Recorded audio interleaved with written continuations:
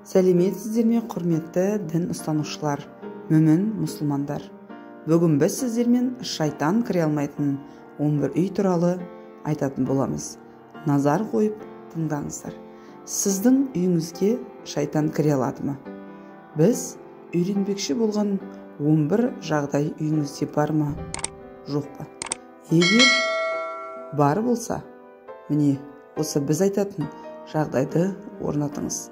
Демек, шайтан кіре алмайтын, барлығы әуес ететін, барлығының үйлері осындай болу керек деген армандайтын 11 үй туралы айтатын боламыз. Ал бастадық. Біріншісі, ол үйдің иелері намазға бей-жай қарамайды. Әйелдері де намаздарын қалдырмай оқиды. Ал еркектері болса, тез-тез нәпіл намаздарын үйлерінде оқиды. Иә, батыларым, сол үйдің қожайындары намазға бей-жай қарамайтын, әйелдері намаздарын қаза етпей оқитын, еркектері болса жамағат намаздарынан тыс үйлерінде нәпіл намаздарын оқиды.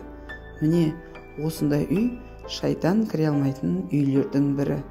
Сондықтан барлығымыз мүмкіндігіміз барынша ерлер нәпіл намаздарын үйлерінде жиі оқып тұрсын. Әйелдер намаздарын қалдырмай оқысын.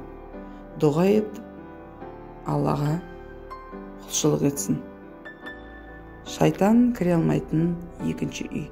Күнде Құран оқылатын, зікірлер айтылатын үйлер және үй иелері міне осы әдетті өздеріне қабылдап алған, яғни және үй бар екен, онда тек Алланың зікірлері болады, тәсбіхлер, дұғалар айтылады және салауаттар айтылады, және одан басқа Құран жаңғырып тұрады. Міне осындай үйлерге де шайтан кіре алмайды.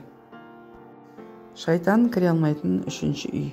Ол сондай үй екен, ол үйде іліммен айналысатындардың үйі. Хадистер оқылады ол үйде. Хадистер жатталып, аяттар тәпсірленеді, ілімге үлкен мән беріледі. Ол үйде надандық жоқ, ол үйде әрқашан кітап оқылады. Демек, ілім үйренетін үйлерге де шайтан кіре алмайды екен. Яғни, ілім үйреніліп, хадистер үйренетін, аяттардың тәпсірлері болатын үйлерде шайтан болмайды екен. Алла бәрімізге осындай үйлерді нәсіп етсін. Шайтан кіре алмайтын төртінші үй. Ол үй иелерінің бос уақыттары болмайды. Яғни теледидар, компьютер сияқты жабдықтарға артық уақыттарын жұмсамайды. Әрине, теледидар, компьютерлерді пайдалануға болады. Тек қана өзінің дүние және ақыретіне пайдалы мәселелерге пайдалануға болады. Яғни, үнемді пайдалану керек. Яғни, бос істермен айналысса, әрқашан бос істермен айналысатын болса, міне осындай үйлерде шайтан болады. Егер керісінше болса, мұндай үйлерге шайтан кірмейді екен. Бос уақыт отырмай, белгілі бір жұмыспен айналысатын үйлері тек қана діни Құран кітаптарды оқиды, үйренеді. Мұндай үйлерден әрқашан зікірлер, Құрандар, тәсбіхлердің дауыстары жаңғырып естіліп тұрады. Бесінші үй, шайтан кіре алмайтын, ол сондай үйге келген қонақтарға әрқашан ол қандай қонақ екеніне мән беріледі. Яғни, ол қонақтардың арасында сөз байласу болмауы керек.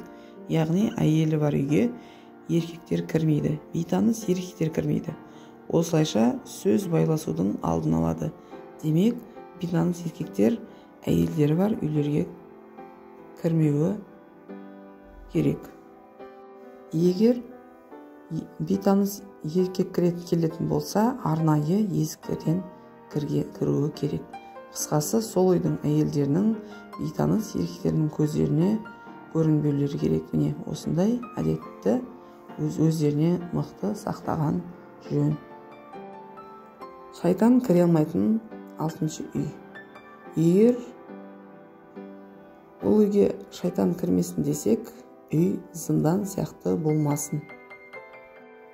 Шариғатымызға сай жерлерде серуендеп демалуға жағдай жасау керек. Яғни үй иелері үнемі зынданға түскенде үйде отырмауы керек. Шариғат бойынша дұрыс, адал болса, қыдырып, рухани демалу да үй иелеріне жақсы болады екен. 7-ші үй. Ғылыми және шариғат отырыстарына қатысу керек. Яғни бұл үйде ғылым және шариғат жиналыстары болу керек. Тіпті ондай үйлерге шайтан кірмейді. Өйткені ондай үйлерде дін оқытылады, ислам зерттеледі. Онда бірнеше шаруашылық, ғылыми, қоғамдық кездесулер өткізіледі. Ондай үйлерге шайтан кірмейді. 8-ші үй. Есігі туған туысқандарға әр қашан ашық. Бұл үйдің есігі барлық жақын туыстарға ашық болады. 9-ші үй. Ол үйге білім иелері шақырылады. Яғни үй иелері салихтардан үлгі алу үшін оларды үйлеріне шақырып, жиі әңгімелеседі. Мысалы, әйелдер көп болса, әйелдерді салиха әйелдері, яғни білімді мұсылман әйелдері деп атаған жөн. Сондай-ақ ол жерде білім жиындарын өткізу орынды. Әсіресе ер азаматтар, ғылыми имамдар, шешендер, жасы үлкен болса да ислам білімін жетік меңгерген салық қызметкерлері болған адамдарды тез арада үйіне шақыру керек. Мүмкіндігінше үй иелері олардан үлгі алу керек. Олардың ақыл кеңестерін тыңдау керек.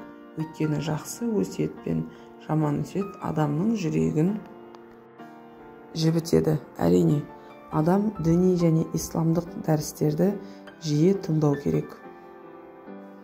Теледидар арқылы тыңдаудың орны бөлек, бірақ бетпе-бет отырып тыңдаудың дәмі бөлек. Сондықтан халықты тезірек үйлеріне шақырып, әңгімелеріне құлақ түрсек. Ондай үйлерге шайтан кірмейді. 10-шы үй. Үйімізге шайтан кірмесін десек, ит бақпауымыз керек. Қабырғаға тірі заттардың суреттерін іліп қоймауымыз керек. Бұл тірі заттарға әдетте адамдар мен және жануарлар жатады. Табиғатқа, теңізге, суға немесе жалпы қауымға қатысты суреттер болса, онда бұл суреттер болады. Ал адамның суреті болса, қабырғаға ілінбейді. Әрине, суретті үйде сақтаған жақсы. Бірақ оны қабырғаға ілмеу керек. Оны естелік үшін оны суырмаларға, сөрелерге сақтап қойған дұрыс. Бірақ оны қабырғаға іліп қоюға болмайды. Шайтан кіре алмайтын 11-ші үй. Ол үйдің иелері Бақара сүресінің жылына кемінде 1 рет оқу керек.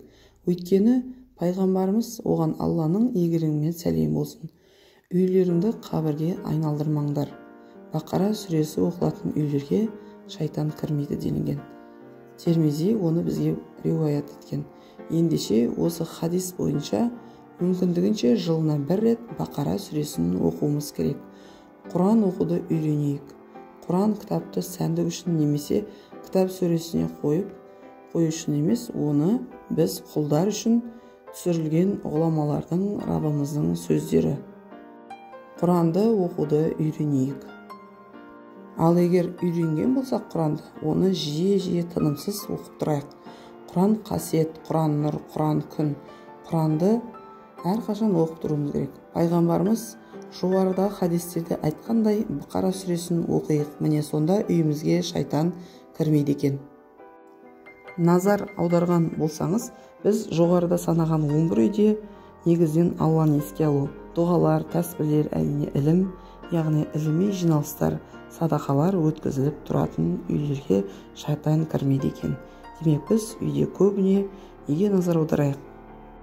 Ең алдымен әйелдер намаздарын қалдырмай оқу керек. Еркектерге де ораза нәпіл намаздарын үйрену, Алланың зікірлерін үнемі жаңғыртып отыру, бұл үйде тәсбих, талдау, тәкбірлерді есту, білім жиындары жиі болып тұру керек.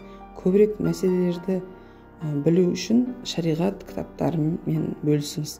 Ғылыми көбейе берсін, бос жүрме болмасын. Міне осындай үйлерге шайтан кіре алмайды. Алла тағала баршамызға осындай үйлерді нәсіп етсін.